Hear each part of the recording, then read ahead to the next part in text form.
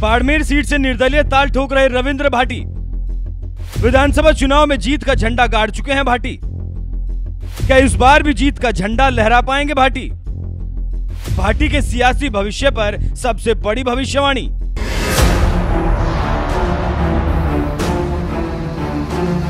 पालो क्यों? ताकि मेरे हुआ लोगों ने यहाँ लगे कि वाकई मारो भाई मारो टाबर मार भेड़ो।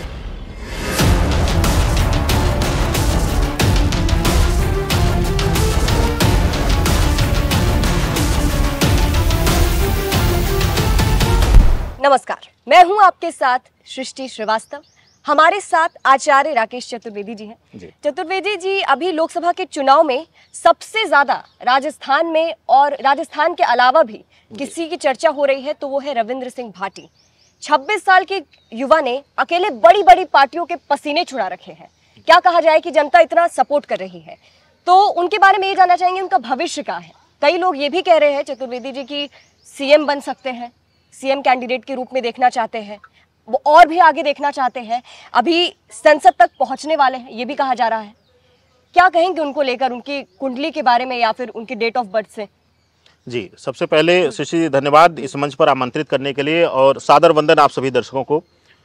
देखिए, जो चेहरा चर्चा किया आपने और ऑफ द कैमरा आप सभी दर्शकों में बताना चाहूँगा कि मैं हालांकि राजनीति से बहुत ज़्यादा मैं अटैच रहता हूं ज्योतिषी के रूप में, लेकिन फिर भी ये चेहरा मुझसे छुपा हुआ था, या कह लीजिए कि अभी तक छूटा हुआ था। और जैसे ही सृष्टि जी ने नाम लिया, डेट ऑफ बर्थ लिया, हमने कहा कि समय का यहाँ पर अभाव, समय है नहीं इनका, तो समय पुष्टि नहीं है तो कुंडली सही नहीं आएगी। लेकिन तुरंत हमने गूगल पर चेहरा निकाला, हमने सृष्टि जी से पूछा क्या यही हैं?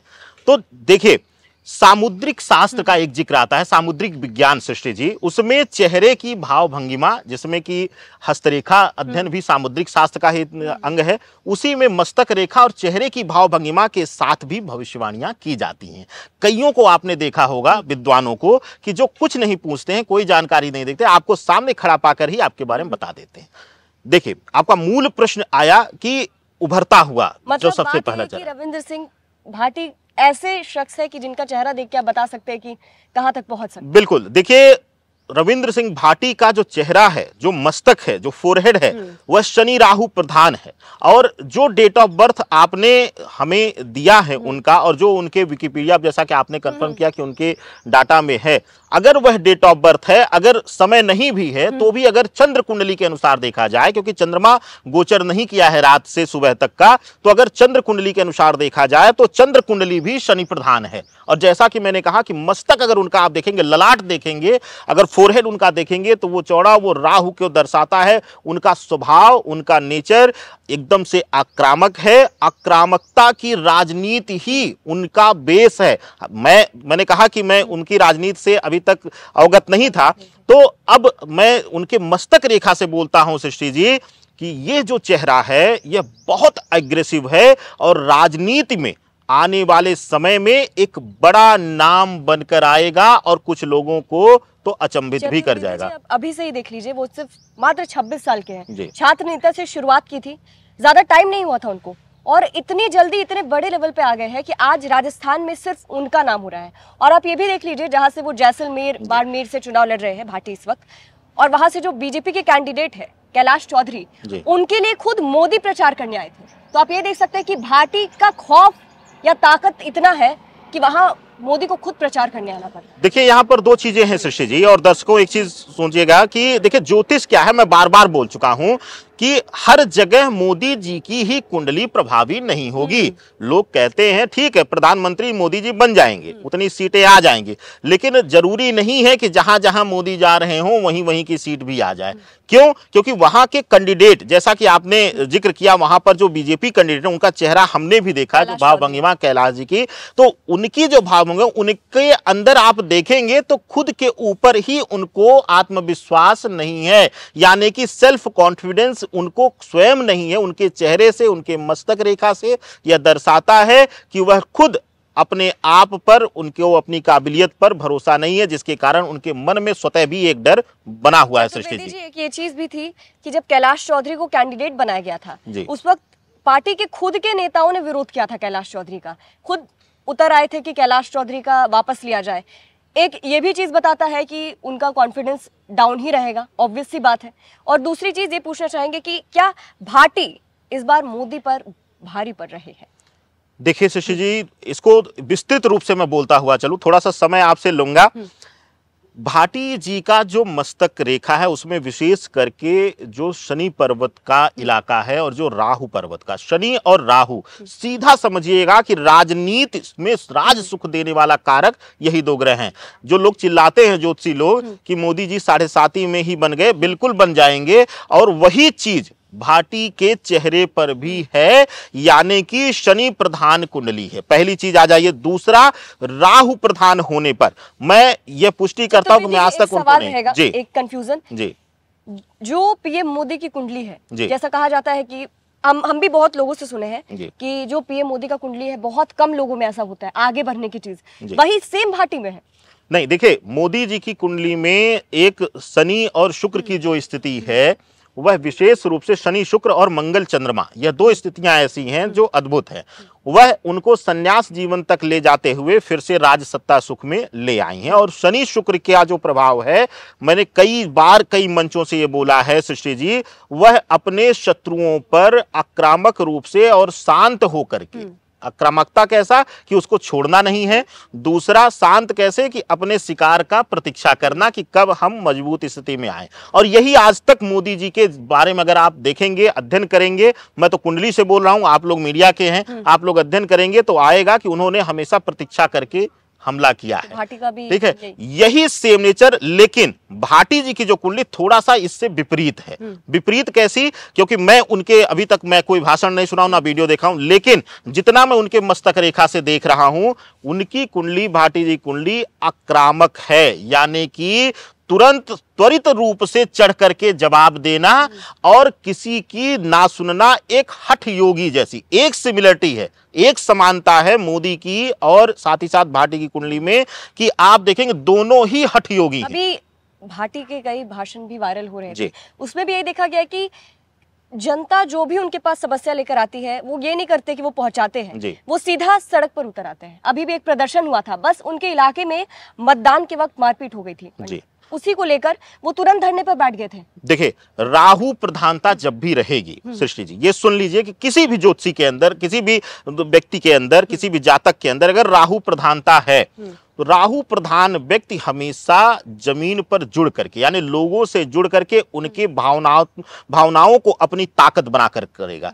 यही भाटी जी के अंदर है, क्योंकि राहु प्रधान कुंडली है तो वह एक हठी की तरह, एक जिद्दी की तरह, उनसे कोई लेकर कोई विषय आएगा तो उस विषय पर एकदम आक्रामक रुख रख करके, चाहे वह सरकार के विरुद्ध हो, चाहे वह अपनों के विरुद्ध हो, वह एक आक्रामक स्वभाव दिखाएंगे। और वाणी में भी उनके, अगर आप जानती हैं, आप लोग उनको कवर किए होंगे, वाणी में भी उनके एक अलग तीखापन होगा, आक्रामकता होगी, जो कि आक्रामकता सिमिलर, अगर आपने तुलना तो किया योगी मोदी जी से, लेकिन मैं बताऊं वह तीखापन आपको उत्तर प्रदेश के मुख्यमंत्री योगी जी के वाणी में दिखती है।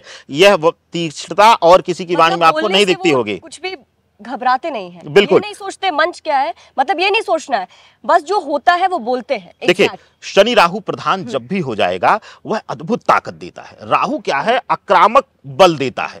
वह उस समय कोई भय उसके अंदर रहेगी नहीं। जिस मंच पर जहां वह रहेगा, विषय जो रहेगा, उस विषय के अन्यत्र उसके मस्तिष्क में कुछ भी विचार नहीं आएंगे। सिर्फ आक्रामक रूप से उस विषय पर अपने प्रतिद्वंदियों को धराशायी करना, यही भाटी जी का मस्तक रेखा। और जो चंद्र कुंडली, जो जिस अनुसार जो जन्मतिथि आपने दिया, चंद्र कुंडली के अनुसार भी देखा जाए तो शनि प्रधान निकलती है, तो वह भाटी जी की कुंडली से दर्शाती है। अच्छा, एक सवाल ये रहेगा जी कि अभी बीजेपी की तरफ से कैलाश चौधरी है जी, और उम्मीदाराम बेनीवाल कांग्रेस की तरफ से जी, और भाटी है, मतलब त्रिकोणीय मुकाबला हो रहा है जी। क्या लगता है भाटी लोकसभा का चुनाव भी जीत पाएंगे? और दूसरी चीज ये कि बाड़मेर जिस सीट से वो लड़ रहे हैं, आज तक वहां से कोई भी निर्दलीय प्रत्याशी संसद तक नहीं पहुंचा है। विधानसभा तो जीत जाता है लेकिन संसद तक नहीं पहुंचा है, तो क्या रविंद्र सिंह भाटी ये रिकॉर्ड तोड़ पाएंगे, जीत पाएंगे?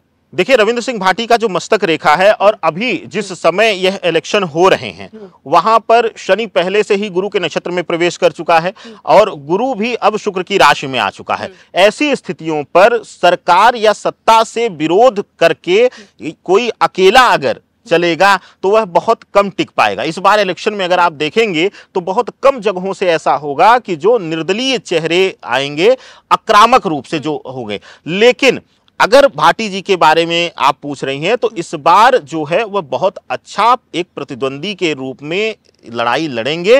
हो सकता है यहां पर जो मेरा अनुमान है वह दूसरे नंबर की लड़ाई का मुझे अंदाजा है, लेकिन आने वाला जो भविष्य है उनका बहुत उज्जवल है, क्योंकि जब युद्ध में दूसरे नंबर पर भी लोकतंत्र के युद्ध में कोई आता है तो उसको पता होता है कि अकेले जब दूसरा नंबर ले सकता है तो बड़ों बड़ों को धराशायी कर सकता है। अच्छा चतुर्वेदी जी, भाटी की लोकप्रियता जिस तरह से बढ़ रही है, सोशल मीडिया पर बहुत देखे हम कि उनको सीएम बनाने तक की मांग उठ रही है। राजस्थान का सीएम, अगला सीएम के तौर पर लोग देख रहे हैं, तो सत्ता की कुर्सी तक, सीएम की कुर्सी तक पहुंच पाएंगे भाटी?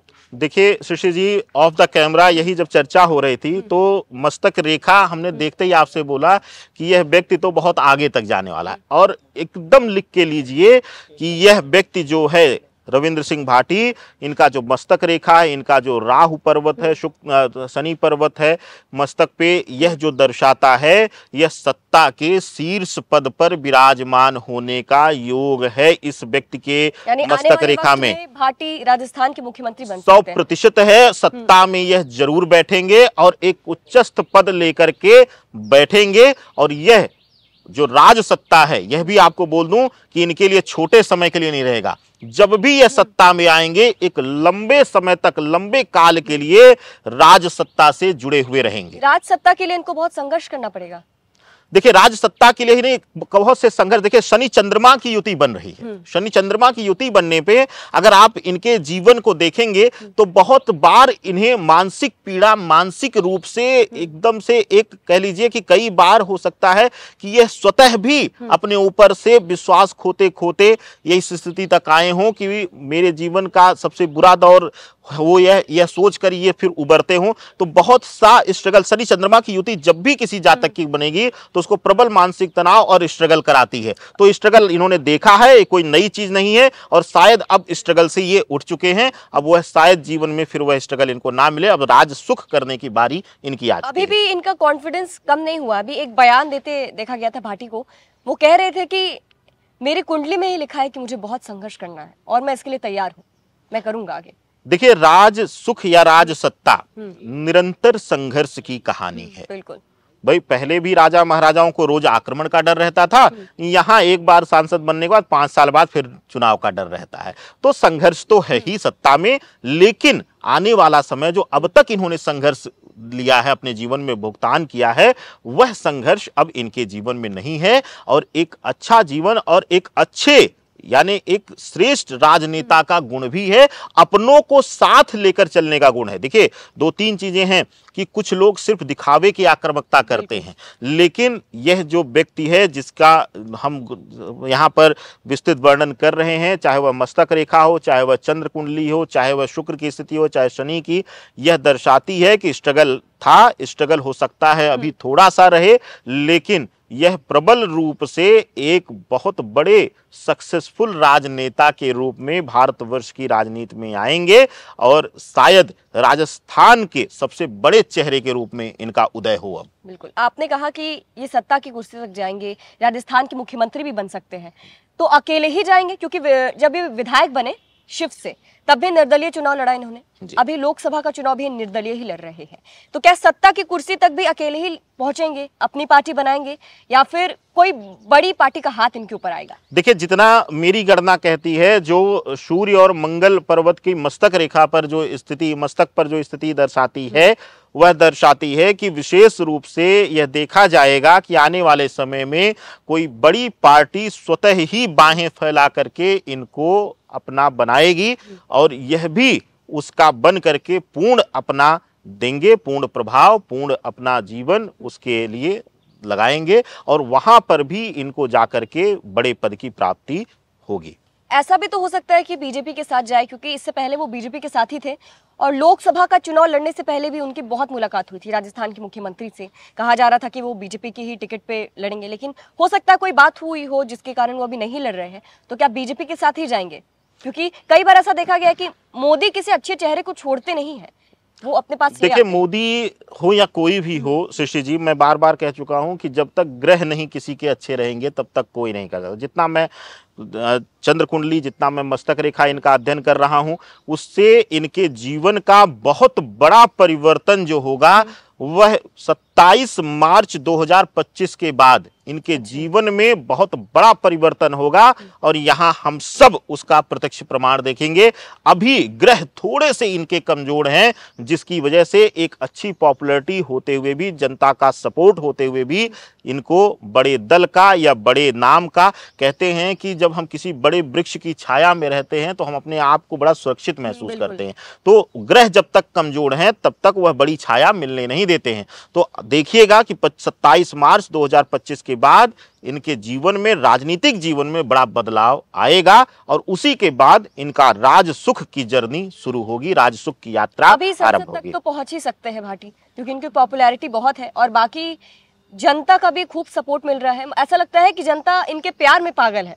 चतुर्वेदी जी इनको अपना समझ के इनकी अपनी समस्या लेकर जाती है और कहती है इस बार आएगा तो भाटी ही। देखिए, शनि गुरु के नक्षत्र में है और गुरु शुक्र की राशि में गोचर कर चुके हैं। ऐसी स्थितियों में इस समय जो है वह धर्म का विषय बड़ा ही प्रभावी रहेगा और इसलिए हमने कहा कि आपके एक पिछले प्रश्न में हमने इसका शायद जवाब दे दिया था कि हो सकता है कि यह दूसरे नंबर के लिए रहेंगे और दूसरे नंबर पर रह करके अपनी दावेदारी भविष्य के लिए प्रेफर करेंगे, क्योंकि आपने ही कहा ना कि एक ऐसा नेता वहां से लड़ा जिसके लिए प्रधानमंत्री स्वयं जाकर के प्रचार प्रसार कर रहे हैं। मतलब भाटी का भौकाल। तो सोचिए कि उस जगह पर अगर वह दूसरे नंबर पर भी फाइट करते तो हम कहते हैं कि हमारे समझ से वहां का सांसद वही है और वही विजेता है मेरी नजरों में तो। और कुंडली के हिसाब से मुझे लगता है कि अभी थोड़ा सा, क्योंकि मार्च तक 2025 तक समय बहुत अच्छा नहीं है, इसलिए थोड़ा सा हो सकता है जिस स्ट्रगल की वो बात कर रहे हैं, जिस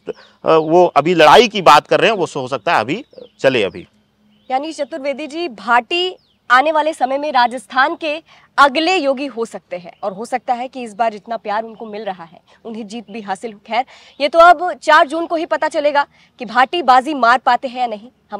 हमारे चैनल को देखने के लिए बहुत बहुत शुक्रिया।